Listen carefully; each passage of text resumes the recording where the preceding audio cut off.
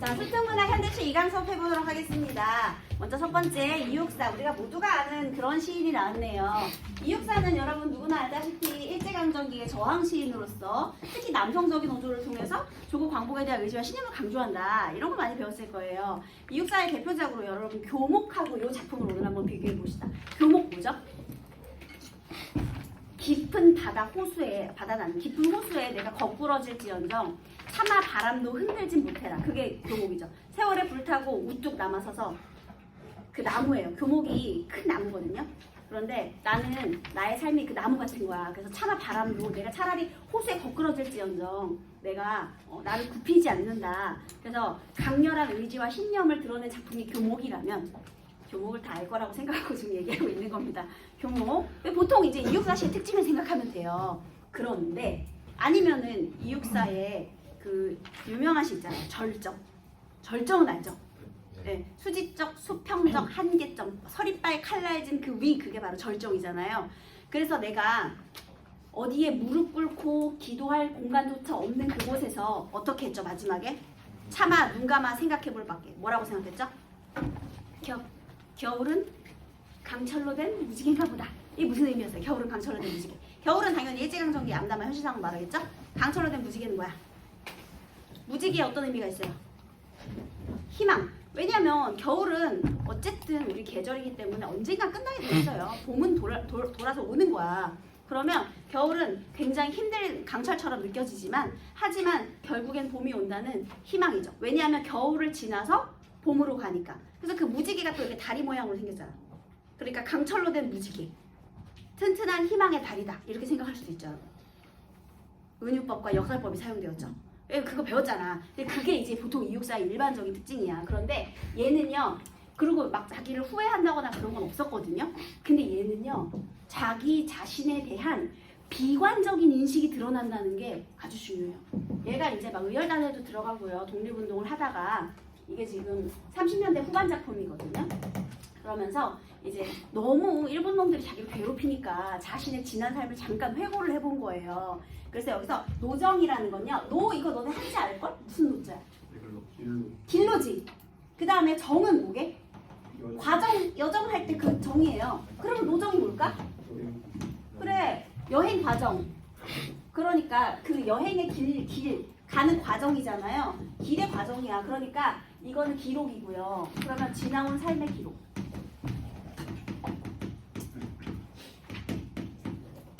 그게 이제 노정기 되겠죠. 길을 삶이라고 생각해 본다면 삶의 과정에 있어서 내가 한번 잠시 돌아보겠다 이런 거죠. 그러면 이육사처럼 힘들게 살았으면 얼마나 그 삶이 너무 절망스럽겠니, 그치? 그러니까 얘가 이제 뭐라고 하는지 보도록 하겠습니다. 목숨이란 마치 깨어진 뱃조각. 자, 지금 시적 화자가요. 목숨을 무엇에 빗대고 있어요? 뱃조각. 어떤 조각 그런데? 깨진 뱃조각. 엄마야.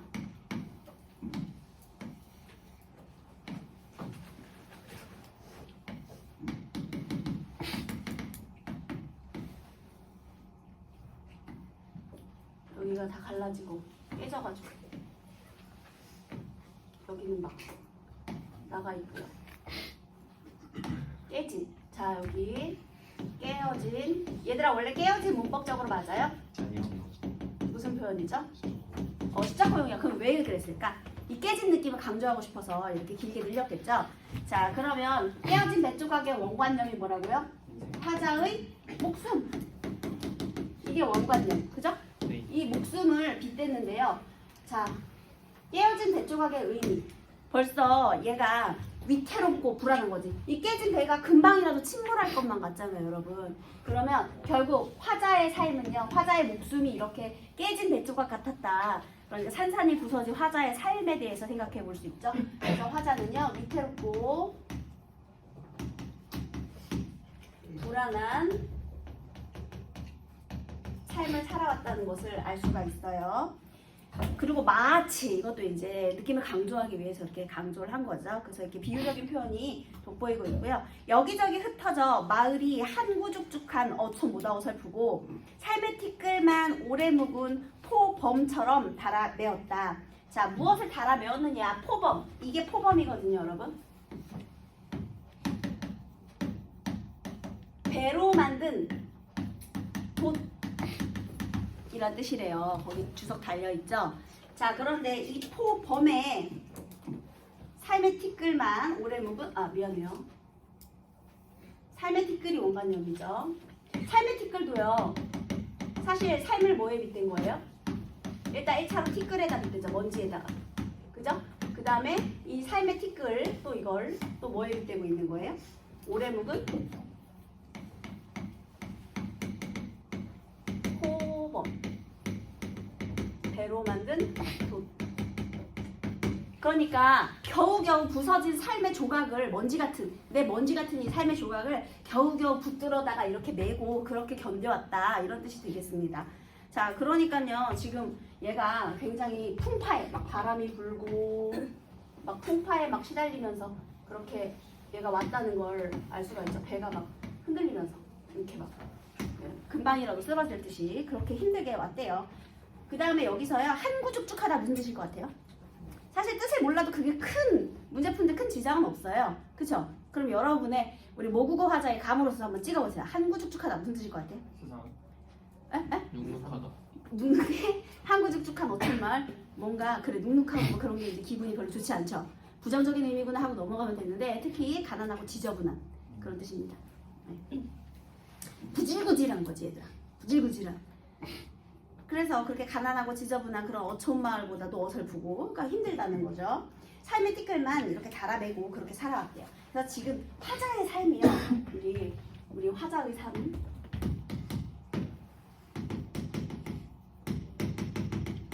이게 바로 지금 이렇게 비유가 되고 있는 거죠. 이렇게 화자의 삶이요. 그래서 이렇게 이런 고달픈 삶에 대해서 생각을 해보고 있대요. 자, 그 다음에요. 남들은 기뻤다는 젊은 날이었건만 남들은 기뻤대. 그럼 나는 아니겠죠. 그럼 남과 비교를 하고 있네요. 밤마다 내 꿈은 서해를 밀항하는 짱크. 짱크가 이제 뭐 화물선 같은 거라고 생각하시면 되겠어요. 자, 그 다음에 나도 꿈을 꿨겠죠. 화자가 분명 꿈을 꾼 게 있을 거예요. 자, 특히 얘가 어디로 가고 싶어 하는지 혹시 그 목적지가 있는데요. 혹시 알겠니? 여기 본문에 이따가 읽으면서 한번 찾아보세요. 자, 그런데 내 꿈은요 서해를 밀항하는 짱크와 같아. 그러면 밀항해야 되니까 항상 나는 이 꿈 사실 광복에 대한 의지겠죠. 광복에 대한 꿈이겠지. 그런데 그거를 실행하는 독립투사로서의 나의 삶은 항상 불안하고 초조했겠지. 화물선 같은데 몰래 몸을 숨겨가지고 이동해야 되는 거잖아. 그치? 그러니까 얘가 밀항하는 화물선. 얘는 꿈은요 밀항하는 짱크 화물선 같았다. 지금 이렇게 말하고 있거든요. 그러니까 또 어때? 굉장히 불안하고 초조하고 위태롭고 그런 삶을 말하는 거죠. 네, 그래 그것과 같아서요 소금의 절고 조수에 부풀어 올랐다. 그러니까 굉장히 또 힘든 삶을 살았다는 거죠. 젊은 시절부터 그렇게 살았대요. 그 다음에 항상 흐릿한 밤. 흐릿한 밤. 자, 지금 시대적인 상황이 굉장히 부정적으로 제시가 되어 있죠. 흐릿한 밤, 부정적인 시대 상황, 부정적 현실 상황. 암초를 벗어나면 태풍과 싸우고. 게다가요, 지금 얘가 가는 곳이요. 여기에 막 암초가 막. 뭐 그냥 있어도 힘들 텐데 군데군데 막 암초가 이렇게 있는 거야. 근데 이 또 암초, 그러면 암초는 장애물이겠죠. 고난과 시련의 의미. 암초를 겨우 피했어. 그러면 또 태풍이랑 또 싸워야 되고요. 내 삶의 시련들, 고난들, 뭐 일체 억압일 수 있겠고요. 여기서는 막 태풍이 돌배바람이 막 쭉 불어오고 있고요. 바다에. 네, 그 다음에 전설에 읽어본 산호로 이루어진 아름다운 섬이겠죠. 내가 가고 싶은 도착지가 뭐예요? 야, 원피스에서 걔가 어디 가고 싶어 하니? 호텔 아니야? 그 뭐 가고 싶어 하는 곳 있잖아. 원피스에서 루피가 가고 싶어 하는 곳 있죠. 그거 뭐야? 어디지? 걔가 이름이? 라포텔 아니야? 라프. 라포텔? 라프텔? 그게 라프텔이에요? 그 걔가 이상적인 세계를 가고 싶어요. 뭐 원피스가 언제 끝날지 모르겠지만요. 안 끝날 것 같아. 안 끝나. 나도 보다 포기했어. 진짜. 선생님도 애기 때문에 그러는 거면 계속 이어지죠. 네. 그래서 어쨌든 거기를 가는 꿈을 꾸는데 그게 보이지 않잖아. 우리 그 원피스의 끝은 보이지 않듯이. 그래서 걔도 있잖아요. 꿈은 결국 어디로 도착하는 거냐면 그 우리 산호도. 산호가 가득한 아름다운 섬이에요. 여기 도착하는 게 꿈이야. 이 항해의 끝은 산호도까지 가야 돼. 그래서 내가 멈추지 않고 지금 이렇게 부서진 배를 타고 계속 가고 있는 거거든요. 그런데 산호도는 구경도 못 하고요. 한마디로 얘가 이상향이거든요. 근데 이게 지금 보여 안 보여? 안 보인다는 게 중요한 거야. 보이지 않아. 목적지가 보이지 않아. 그러면 지금 이게 보이지 않으니까 절망적인 상황을 말하는 거겠죠. 이상세계가 안 보여. 그래서 절망적인 거예요. 보이지도 않고요. 그 다음에 그곳은 남십자성이 비춰주지도 않았다. 여러분, 우리 북쪽의 기준이 되는 별자리가 뭐예요? 북극성. 그래서 어쨌든 북두칠성이 그 북극성이죠. 근데 여러분 남극성이라는 말 들어본 적 있어요? 정확한 남쪽을 가리키는 별이 없어요. 그래서 남십자성의 가운데쯤을 이제 남극이라고 생각하고 이제 항해를 할 때 그 길잡이 별로 별자리로 그러니까 남십자성이 이렇게 돼 있거든요. 근데 요쯤이 이제 그 남극이다 생각하면서 이제 간다는 거죠. 이게 이제 그 남십자성이 이렇게 생겼거든요. 근데 여러분 우리나라는 어디에 위치해 있어요? 남십자성이 보이겠니 안 보이겠니? 안 보여요. 안 보이지. 아무리 용을 써도 보일 수 없어요. 그래서 보이지 않는 겁니다. 어쨌든 간에 길잡이가 되는 별이니까요. 남십자성 그것도 뭐예요? 희망 이런 의미가 되겠죠. 여기 남십자성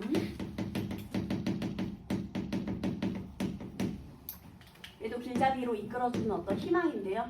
이것들이 전부 다 지금 보이지 않으니까요. 절망적인 상황이라는 거죠.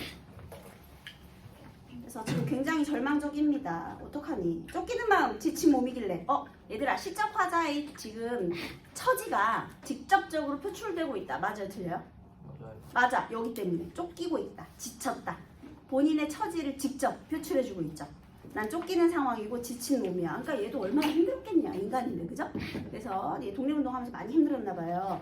그리운 지평성을 한숨에 기어오르면 얘들아 그래서 어쨌든 육지로 가려고요. 막 기어올랐어. 자 그러면 이상향을 찾으려는 노력을 했어 안 했어? 노력을 했어. 우리 그 추일서정 배웠었죠. 걔도 그 가을에 적막갑에서 벗어나기 위해서 무슨 행동을 했죠? 돌을 던졌잖아. 그치? 그런데 그 던진 돌이 어떻게 됐죠? 고독한 반원을 긋고 잠기어갔죠. 내가 현실을 변화시키고 공허함에서 벗어났는데 노력은 했지만 실패를 했다. 마치 난쟁이가 쏘아올린 작은 공 마냥 그렇게 실패를 했거든요. 그런데 여기도 마찬가지예요. 한숨에 기어오른다. 이거는 노력은 한 거야.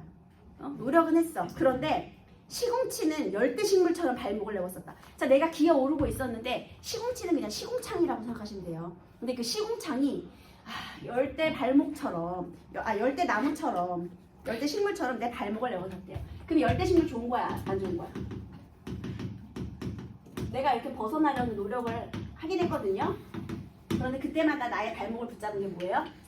바로 이거죠. 열대 식물. 얘가 이렇게 발목을 붙잡고 놔주지 않은 거야.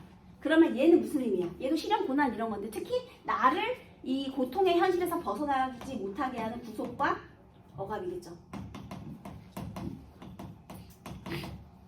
다리를 칭칭칭칭 이렇게 발가 매고 이 시궁창 같은 현실에서 벗어날 수 없도록 그렇게 했다라는 거예요. 그 다음에요. 새벽 밀물에 밀려온 거미인 양. 자 여러분 이제 나는 마치 또 무엇과 같으냐면요. 밀물에 밀려온 여기 밀려온 거미와 같대요. 거미라고 해주세요. 네, 거미예요.